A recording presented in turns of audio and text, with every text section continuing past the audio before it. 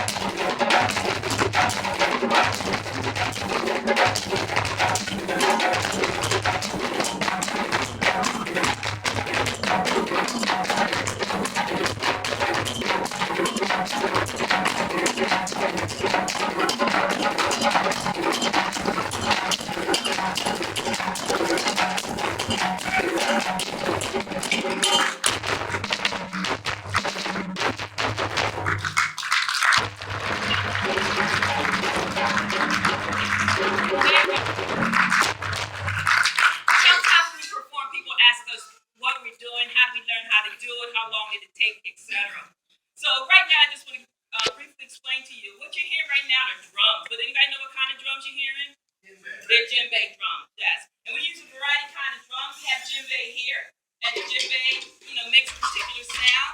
This is an interesting drum because in many ways it was made by nature. If you look at this drum, you see it was a tree trunk before, carved out, dug out inside, so it could serve as an instrument. We found a piece of animal skin, a dead animal. No animals were harmed in the creation of this drum. And we were able to use the skin as a top and string it on the side. And if you tighten the strings, it'll create different kinds of sounds on the drum. And so, yes. And depending on the skill of the drummer,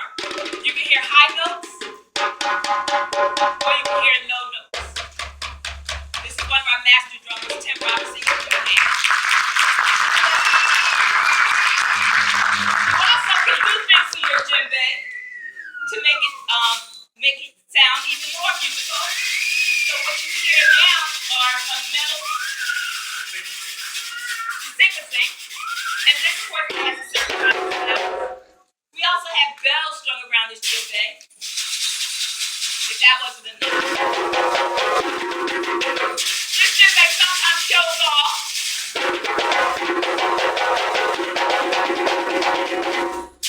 Because the songs are very competitive. So give our master drummer Jumbe Billy a hand.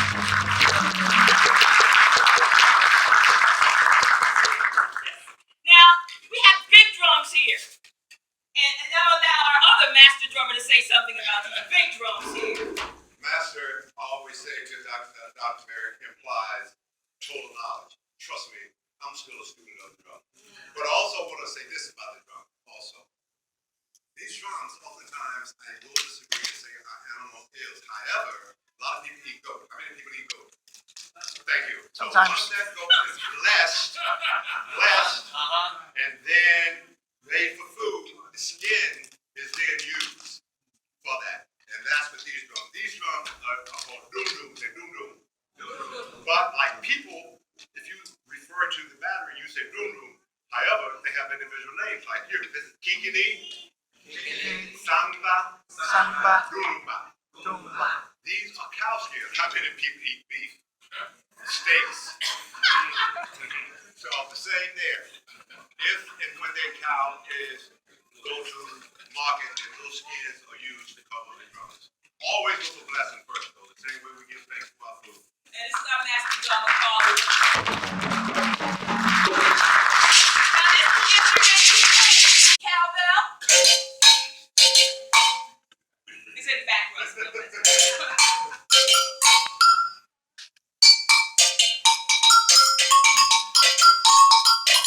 So we make music, okay? And then there's the dancers. And how would the dancers work? How were they able to do this? And so Afro One has dancers. They had to come out. These are Afro One dancers. And these dancers are not wrong. Now these dancers are special. Some of them have been with Afro One for 12 years. Studying.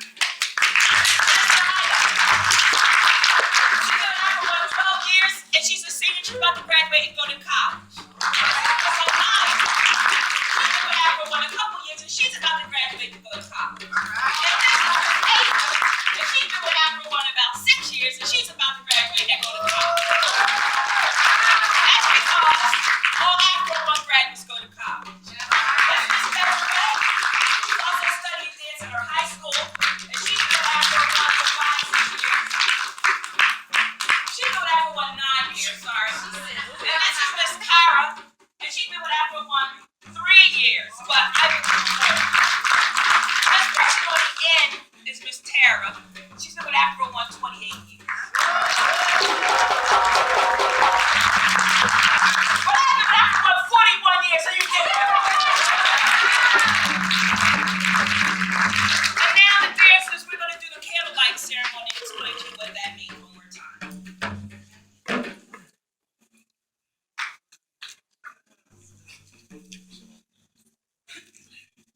On each day of Kwanzaa, a candle is lit. And as I said to you earlier, the candles represent the Ngutsu Saba. And the Ngutsu Saba are the 7 principles. And each one of the dancers has a principle that they're going to repeat to you. And the reason why we do this is, and it's usually done at dinner time. And it creates an opportunity for people to come together and share a meal and talk about the principle. And one of the things that I encourage you to do with the young people here is talk about what the principles of Kwanzaa mean. This is not just something that was created so we can eat more or buy more presents or anything like that. Presents are attached to Kwanzaa, usually on the 7th day. We call them Zawadi. And we give presents that have meaning, educational meaning, teaching meaning, historical meaning. And so we ask that you share with your children what's the meaning of this Kwanzaa thing. And so the first principle that we're going to talk about is going to be led by Ms. Desiree. Unity. Umoja, which means unity.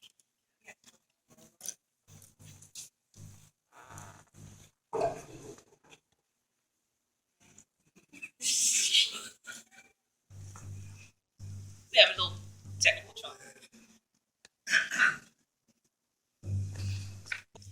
And that means unity. And again, that means that we're going to work together as a community. The second one, as I said, Habarigani, Kujichagulia means self-determination. And this will allow us to define ourselves and name ourselves and be the people who we want to be. That's what self-determination means. The third, which I messed up before, is Collective work and responsibility. Ujima is the third, which means collective work and responsibility.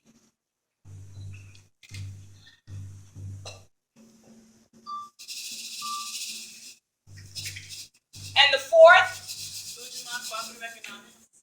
Ujima is cooperative economics. And again, that means if we have resources, let's share them with other people in our community. You know, sometimes they tell stories. They say in some community the dollar turns over 5, 10, 16 times before it leaves. But they say in our communities, the dollar turns over once. We get it and we let it go. That means that we're not developing all the resources that we need to develop in our own community. The fifth principle? Nia means purpose. Yes, and we ask that everybody have purpose in their lives.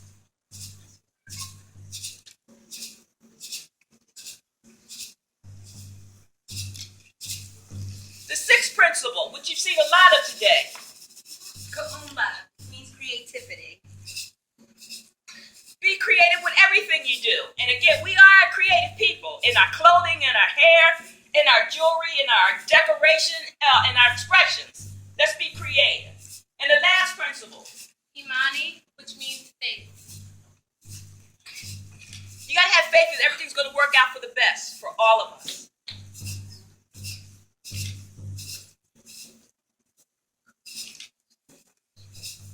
One of the traditional ways in which you end a Kwanzaa ceremony is by having a Harambe ceremony, which is very simple.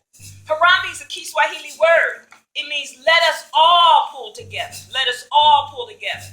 So if you stand up, I'm going to say Harambe, and we're going to say it 7 times. But the last time has to be so loud that they can hear you over at the college, Stockton. Okay? So let's stand. 7 times Harambe. Now, usually you're in a circle, and we say let the circle be unbroken, but we just will express that we have a circle here. So I'm going to say Harambe, you're going to repeat, and at the 7th time, raise your hand and make sure they can hear you over at Stockton College. Harambe! Harambe! Harambe! Harambe! Harambe!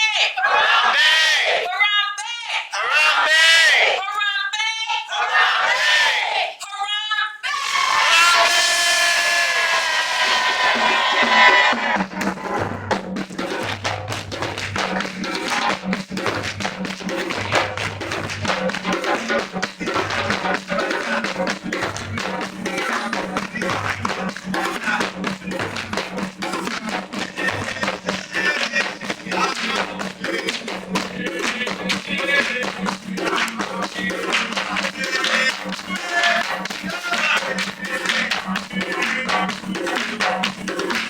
Harambe!